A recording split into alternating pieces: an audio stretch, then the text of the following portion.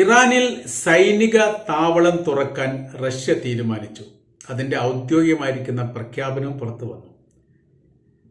Middle ഈസ്റ്റുമായിട്ട് ബന്ധപ്പെട്ട മേഖലകളിൽ വലിയ രീതിയിൽ പ്രയാസം അനുഭവിക്കുന്ന ഒരു സാഹചര്യത്തിൽ ഇറാനെ സുരക്ഷിതമാക്കുക എന്നുള്ളത് റഷ്യയുടെ അനിവാര്യമായിരിക്കുന്ന കാര്യമാണ് എന്നും അതോടൊപ്പം തന്നെ അമേരിക്കക്ക് വലിയ രീതിയിലുള്ള തിരിച്ചടി നൽകാൻ ഇത് ഉപകരിക്കും എന്ന തരത്തിലാണ് അമേരിക്കയുടെ ബദ്ധശത്രുവായിരിക്കുന്ന ഇറാനിൽ സൈനിക താവളം തുറക്കാൻ വേണ്ടിയിട്ട് റഷ്യ തീരുമാനിച്ചത്. 2022 ഫെബ്രുവരിയിൽ തുടങ്ങിയ യുദ്ധമാണ് ഉക്രൈനും റഷ്യയും തമ്മിൽ. റഷ്യക്ക് അതവിടെ വിജയിക്കാതിരിക്കാനുള്ള പ്രധാന കാരണം എന്ന് പറയുന്നത് അമേരിക്കയുടെ വലിയ രീതിയിലുള്ള ഇടപെടലാണ്. സൈനിക സാമ്പത്തിക രംഗത്തൊക്കെ വലിയ ഇടപെടൽ നടത്തിയതുകൊണ്ടാണ് റഷ്യക്ക് മുന്നേറാൻ വേണ്ടി സാധിക്കാത്തത്. ഇത് റഷ്യയെ വല്ലാത്ത രീതിയിൽ പ്രകോപിപ്പിച്ച കാര്യമാണ്. മാത്രവുമല്ല, പറയുന്ന കാര്യം നാറ്റോ സഖ്യം സംവിധാനങ്ങൾ റഷ്യക്കെതിരെ അമേരിക്ക സംവിധാനിച്ചതാണ്. റഷ്യ ഓൾറെഡി നാറ്റോ സഖ്യത്തിലെ രാജ്യമല്ല. 32 രാജ്യങ്ങൾ നാറ്റോ സഖ്യത്തിലുണ്ട്.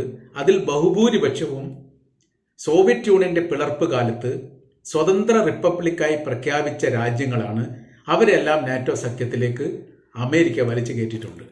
ഇത് റഷ്യയെ പ്രകോപിപ്പിച്ചിരിക്കുന്ന കാര്യമാണ്. നാറ്റോ സഖ്യത്തിന്റെ കരാർ എന്ന് പറഞ്ഞാൽ ഈ രാജ്യത്തിൽപ്പെട്ട ഏതെങ്കിലും ഒരു രാജ്യത്തെ മറ്റേതെങ്കിലും രാജ്യങ്ങൾ ആക്രമിച്ചാൽ സംയുക്തമായ രീതിയിലുള്ള സൈനിക സംവിധാനം ഉപയോഗിച്ചുകൊണ്ട് ഇവരെ നേരിടും എന്നുള്ളതാണ് അതിന്റെ കരാർ വ്യവസ്ഥ. അത് യഥാർത്ഥത്തിൽ ഉക്രൈൻ ഇല്ല. ഉക്രൈൻ അപേക്ഷ കൊടുത്ത് നിൽക്കുന്ന രാജ്യമാണ്. ഏറ്റവും അടുത്ത ദിവസം തന്നെ അതിന് ഏറ്റവും അടുത്ത കാലത്ത് തന്നെ അവരെ നാറ്റോ സഖ്യത്തിൽ ഉൾപ്പെടുത്തും എന്ന് പറഞ്ഞതും പ്രകോപനത്തിന്റെ ഭാഗമാണ്. എന്നാൽ നാറ്റോ സഖ്യത്തിൽ അല്ലാത്ത രാജ്യങ്ങളെയും, അതായത് ഉക്രൈൻ ഉദ്ദേശിച്ചിട്ടാണ് എന്തിനാണ് അമേരിക്ക സഹായിക്കുന്നത് എന്നൊരു ചോദ്യം, പ്രസിദ്ധമായിരിക്കുന്ന ഒരു ചോദ്യം റഷ്യ ചോദിച്ചതിന് ഇതുവരെ അമേരിക്ക മറുപടി നൽകിയിട്ടില്ല. റഷ്യയിൽ യഥാർത്ഥത്തിൽ ആയുധ ഫാക്ടറി ഇതിനു മുൻപ് ഇറാൻ ഉണ്ടാക്കിയിരുന്നു.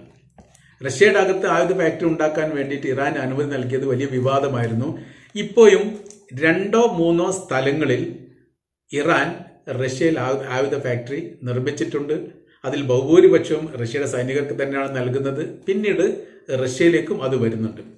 അപ്പോൾ ആയുധ ഫാക്ടറിയുടെ നിർമ്മാണം ഇറാന് അനുമതി നൽകിയത് ഉക്രൈൻ യുദ്ധവുമായി ബന്ധപ്പെട്ട് വലിയ ആശ്വാസമാണ് എന്ന് ഇതിന്റെ ഇടയിൽ തന്നെ റഷ്യയുടെ പ്രതിനിധി തന്നെ പറഞ്ഞിട്ടുണ്ട്.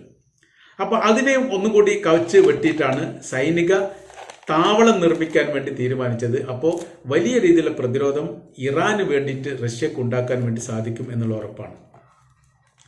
മിഡിൽ ഈസ്റ്റ് ഈ ഭാഗത്തിന്റെ ലക്ഷ്യമായിട്ട് വരും എന്നുള്ള ഒരു അഭിപ്രായം ഇതിനിടയിൽ ഉയർന്നു വന്നിരിക്കുന്നു. മിഡിൽ ഈസ്റ്റിനെ ലക്ഷ്യം വെച്ചുകൊണ്ടാണ് മിഡിൽ ഈസ്റ്റ് അമേരിക്കയെ ഒഴിവാക്കിക്കൊണ്ട് റഷ്യയുടെ സംവിധാനത്തിന്റെ കീഴിൽ വരുന്ന രീതിയിലുള്ള വലിയ ആയുധ വിന്യാസം ഇവിടെ നടത്തുക എന്നുള്ളത് യഥാർത്ഥത്തിൽ അവർ ലക്ഷ്യം കാണാൻ വേണ്ടി സാധിക്കുമെന്നുള്ളതാണ്. ഈ മേഖല പിടിച്ചെടുക്കാൻ വേണ്ടിയിട്ടുള്ള വലിയ ശ്രമമാണ് റഷ്യയും ചൈനയും വർഷങ്ങൾക്ക് മുമ്പേ നടക്കുന്നത്.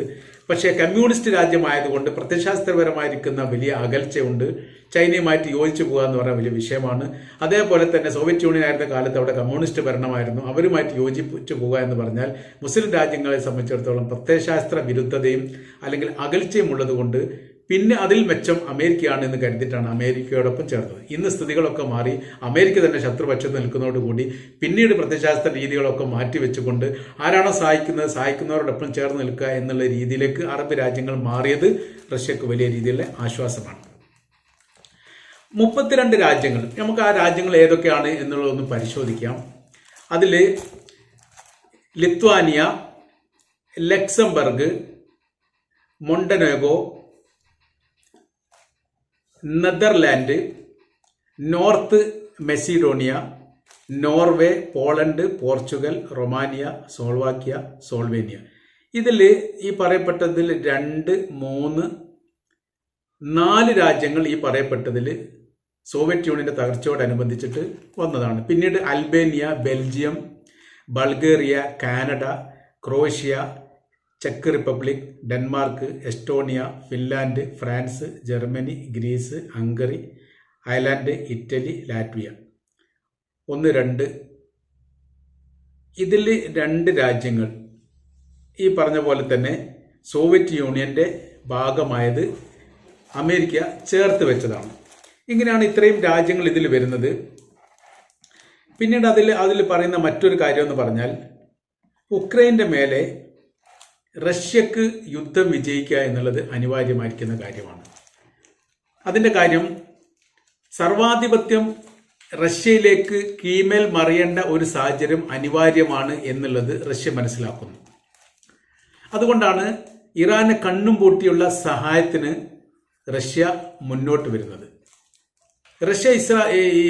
ഇറാനെ ഇസ്രായേൽ ആക്രമിച്ചതോടനുബന്ധിച്ച് തിരിച്ചടിക്ക് വേണ്ടിയിട്ട് ഏറ്റവും ശക്തമായിരിക്കുന്ന ആയുധങ്ങളാണ് ഇറാന് കരാർ വ്യവസ്ഥ പോലും ഇല്ലാത്ത രീതിയിൽ നൽകപ്പെട്ടത്.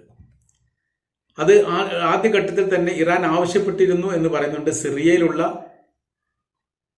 ഇറാന്റെ എംബസിയെ ഇസ്രായേൽ ആക്രമിച്ചതോടനുബന്ധിച്ച് ഇത് ഇങ്ങനെ അവസാനിപ്പിക്കാൻ വേണ്ടി പറ്റില്ല. കാര്യമെന്ന് പറയുന്നത് ഇനി നമ്മുടെ അതിർത്തിയിലേക്ക് അല്ലെങ്കിൽ നമ്മുടെ ഭൂപ്രദേശത്തേക്ക് ഇസ്രായേൽ കടന്നു കയറാനുള്ള സാധ്യത വളരെ കൂടുതലാണ്. അതുകൊണ്ട് അവർക്കെതിരെ വലിയ രീതിയിലുള്ള സംവിധാനങ്ങൾ, സായുധ സംവിധാനങ്ങൾ ഒരുക്കണം. ആദ്യം ചെയ്യേണ്ടത് രാജ്യത്തിന്റെ അതിർത്തിയുമായി ബന്ധപ്പെട്ട ഭാഗങ്ങൾ സുരക്ഷിതമാക്കുക എന്നുള്ളതാണ്. ഈ കാര്യത്തിൽ ഇറാൻ വിജയിച്ചു. രണ്ടാം ഘട്ടത്തിൽ ഇസ്രായേൽ ഇറാനെ ആക്രമിച്ച സമയത്ത് 100ഓളം യുദ്ധവിമാനങ്ങൾ കൊണ്ടാണ് തങ്ങൾ ഇറാനെ ആക്രമിച്ചത് എന്ന് ഇസ്രായേൽ അവകാശപ്പെട്ടിട്ടും ഒരു നാശനഷ്ടവും ഇറാനിൽ ഉണ്ടായിട്ടില്ല എന്ന് പറഞ്ഞതിന്റെ കാര്യം, അതിർത്തിയിൽ നിന്ന് ഇത്രയും വിമാനങ്ങളെ തിരിച്ച് ആക്രമിക്കാൻ ഇറാന് സാധിച്ചു, അല്ലെങ്കിൽ റഷ്യയുടെ സൈനിക സഹായത്തോടു കൂടി ഇറാൻ സാധിച്ചു എന്ന് മനസ്സിലാക്കാൻ വേണ്ടി പറ്റും. ഒരു യുദ്ധവിമാനം പോലും ഇറാന്റെ അതിർത്തി കടന്നുകൊണ്ട് ഇറാന് നേരെ ആക്രമണം നടത്താൻ വേണ്ടി സാധിച്ചിട്ടില്ല. 100 യുദ്ധവിമാനങ്ങളൊക്കെ പറത്തി എന്ന് പറയാനല്ലാതെ ഒരു നാശനഷ്ടവും ലോകത്തെ ഒരു മീഡിയയും റിപ്പോർട്ട് ചെയ്തിട്ടില്ല എന്ന് പറഞ്ഞതിന്റെ അർത്ഥം അവർ വലിയ രീതിയിലുള്ള പരാജയത്തിലാണ് എന്നുള്ളതാണ്. ഇറാഖിലുള്ള അമേരിക്കയുടെ സൈനിക താവളത്തിൽ നിന്നാണ് ഒരു വിമാനത്തിൽ നിന്ന് ഇറാന് നേരെ ആക്രമണം ഉണ്ടായി 4 ഇറാന്റെ സൈനികർ കൊല്ലപ്പെട്ടുമായി ബന്ധപ്പെട്ട ആക്രമണം നടക്കുന്നത് ഇറാഖിൽ വെച്ചാണ്. ഇറാന്റെ അതിർത്തിയിലേക്ക് പ്രവേശിക്കാൻ വേണ്ടി സാധിച്ചിട്ടില്ല. അപ്പോൾ ഇസ്രായേലുമായിട്ട് അതിർത്തി പങ്കിടുന്ന ഭാഗങ്ങളിൽ മുഴുവനും, അത് സിറിയ ആണെങ്കിലും ലെബനൻ ആണെങ്കിലും ജോർദാൻ ആണെങ്കിലും ഈജിപ്ത് ആണെങ്കിലും, ഈ മേഖലയിൽ ഏതെങ്കിലും ഭാഗം എളുപ്പത്തിൽ ഇറാനിലേക്ക് പ്രവേശിക്കാൻ സാധിക്കുമെങ്കിൽ അവിടെയാണ് ഇവർ അതിർത്തി തീർക്കുന്നത്. അത് പ്രധാനമായിരിക്കുന്ന രാജ്യം എന്ന് പറയുന്നത് ഇറാഖും ജോർദാനുമാണ്. ജോർദാനിലൂടെ കയറുന്നു, ഇറാഖിലൂടെ ഇറാൻ ആക്രമിക്കുന്ന രീതിയാണ് അവർക്ക് എളുപ്പമായിട്ട് സാധിക്കുക.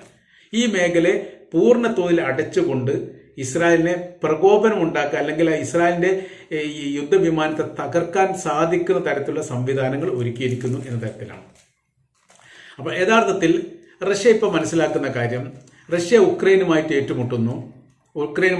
ഏറ്റുമുട്ടുന്ന സമയത്ത് ഉക്രൈന്റെ വിജയത്തിന് വേണ്ടിയിട്ട്, അല്ലെങ്കിൽ റഷ്യ പരാജയപ്പെടാൻ വേണ്ടി വലിയ രീതിയിലുള്ള സഹായങ്ങൾ നൽകുന്നത് അമേരിക്കയാണ്. അപ്പോൾ കൃത്യവും വ്യക്തവുമായ രീതിയിൽ റഷ്യയുടെ ശത്രുപക്ഷത്ത് നിൽക്കുന്നത് അമേരിക്കയാണ് എന്നുള്ളത് കൃത്യമാണ്.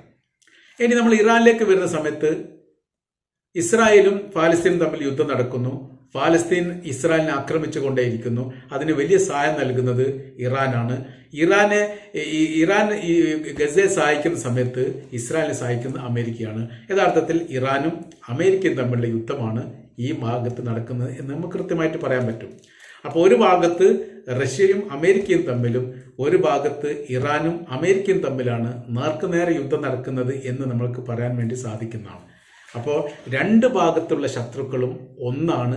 രണ്ട് വിഭാഗത്തിൻ്റെയും, റഷ്യയുടെയും ഇറാന്റെയും ശത്രുക്കളാണ് അമേരിക്ക. ആ രീതിയിലുള്ള യുദ്ധങ്ങൾ നടക്കുന്നു. അപ്പോൾ ഇത് സംയുക്തമായ രീതിയിൽ യോജിച്ചുകൊണ്ട് ഒതുക്കിയിട്ടില്ലെങ്കിൽ ഇവർ വീണ്ടും മിഡിൽ ഈസ്റ്റ് മേഖലയിലേക്ക് ആധിപത്യം ഉണ്ടാക്കാനുള്ള സാധ്യതയുണ്ട്. മിഡിൽ ഈസ്റ്റ് മേഖലയിൽ ആധിപത്യം ഉണ്ടാക്കുക എന്നുള്ളത് റഷ്യയുടെയും ചൈനയുടെയും ആവശ്യമാണ്. അവിടെ ആധിപത്യം നിലനിർത്തുക എന്നുള്ളത് അമേരിക്കയുടെ ആവശ്യമാണ്. ഈ മേഖലയിൽ ആധിപത്യം തകർന്നു പോയാൽ 30% അന്താരാഷ്ട്ര വിപണിയിലെ സാമ്പത്തിക മൂല്യത്തിന് തകർച്ച ഉണ്ടാവും എന്ന് കൃത്യമായ രീതിയിൽ അമേരിക്കക്കറിയാം. അതുകൊണ്ട് ഈ മേഖലയ്ക്ക് വേണ്ടിയിട്ടുള്ള യുദ്ധം ഇനി മുന്നോട്ടുള്ള ദിവസങ്ങളിൽ കഠിനമാവാനുള്ള സാധ്യതകളാണ് വിലയിരുത്തുന്നത്. വ്യാപകമായ രീതിയിൽ അറബ് രാജ്യങ്ങളുമായ ഒരു യുദ്ധത്തിന് അമേരിക്കക്ക് താല്പര്യമില്ലാത്തത് ഈ മേഖലയിലേക്ക് റഷ്യക്കും ചൈനക്കും കടന്നു കയറാനുള്ള ഒരു അവസരം തീർച്ചയായിട്ടും തങ്ങൾ ഈ വിഷയത്തിൽ നേരിട്ട് ഇടപെട്ടാൽ ഉണ്ടാവുമെന്നൊരു തിരിച്ചറിവ് അമേരിക്കക്കുള്ളതിനാലാണ് ഇറാൻ ആക്രമിക്കാത്തത്. മിഡിൽ ഈസ്റ്റിലെ ഏതെങ്കിലും ഇറാന്റെ മേഖലയെ ആക്രമിക്കാൻ വേണ്ടി താല്പര്യം കാണിക്കാത്തതും അതാണ്. ജോർദാനിലുള്ള അമേരിക്കൻ സൈനിക താവളത്തിന് ഏതാനും മാസങ്ങൾക്ക് മുമ്പുള്ള ഒരു അക്രമത്തിൽ ഹിസ്ബുള്ള ഗ്രൂപ്പാണ് ആക്രമണം നടത്തിയത്. പിന്നെ അമേരിക്ക പറഞ്ഞു 3ഓളം അമേരിക്കൻ സൈനികർ കൊല്ലപ്പെട്ട അതികഠിനമായിരിക്കുന്ന ഒരു ആക്രമണം ഉണ്ടായി. പ്രതിരോധ സംവിധാനം തകർന്നു, സൈനിക ആസ്ഥാനത്ത് അത് വീണു, അങ്ങനെ 3 സൈനികർ കൊല്ലപ്പെട്ടു. ഇവർക്ക് തിരിച്ചടി നൽകാൻ വേണ്ടി ആഴ്ചകളോളം അമേരിക്ക ആലോചിച്ചു എന്നുള്ളതാണ്. ഏത് തരത്തിലാണ് നമ്മൾ തിരിച്ചടി നൽകുക, നമ്മൾക്ക് ദോഷമായ രീതിയിൽ ഭവിക്കാത്ത തരത്തിലുള്ള അക്രമം നടത്തണം. അതിന് അത്രയും വലിയ സൈനിക ശക്തിയുള്ള രാജ്യത്തിന് പെട്ടെന്നൊരു നടപടി എടുക്കാൻ സാധിച്ചിട്ടില്ല. 10 ദിവസങ്ങൾ എങ്കിലും കഴിഞ്ഞതിന് ശേഷമാണ് ഇറാഖിലുള്ള ഹിസ്ബുള്ള ഗ്രൂപ്പിന്റെ മേഖലയിലേക്ക് അമേരിക്കയിൽ നിന്ന് ആക്രമണം നടത്തിയത്. അവിടെ 11 പേരെങ്ങാനും കൊല്ലപ്പെട്ട ഒരു വിവരങ്ങൾ അതിൻ്റെ ഇടയിൽ പുറത്തു വന്നതാണ്. അപ്പോൾ ഇതിന്റെ കാര്യം യഥാർത്ഥത്തിൽ യുദ്ധവുമായി ബന്ധപ്പെട്ട് അമേരിക്കയെ ഭയപ്പെട്ടിരിക്കുകയാണ്. ഇത് ലക്ഷ്യത്തിലേക്ക് എത്തിക്കാൻ സാധിക്കില്ലെന്ന് അവർക്കും അറിയും. ഊരി മാറാൻ വേണ്ടിയിട്ട് സാധിക്കാത്ത ഒരു പ്രതിസന്ധി ഉണ്ട്. അപ്പോൾ അതിനേക്കാൾ ഏറ്റവും കൂടുതൽ അമേരിക്ക ഇപ്പോൾ അലോസരപ്പെടുത്തുന്നത് ഈ സൈനിക താവളം, ഇറാനിൽ സൈനിക താവളം ഉണ്ടാക്കാൻ വേണ്ടി റഷ്യ തീരുമാനിച്ചു എന്ന് പറയുമ്പോൾ അത് ഒരുപാട് യുദ്ധതന്ത്രത്തിന്റെ ഭാഗമായിട്ടാണ് എന്നുള്ളതും ഈ മേഖല മുഴുവനും നിയന്ത്രിക്കുന്ന തരത്തിലേക്കുള്ളൊരു സംവിധാനം ഒരുക്കാൻ വേണ്ടി റഷ്യ ശ്രമിക്കുമോ എന്നുള്ളൊരു ഭയപ്പാടും യഥാർത്ഥത്തിൽ ഇപ്പോൾ അമേരിക്കക്ക് ഉണ്ടായിരിക്കുകയാണ്.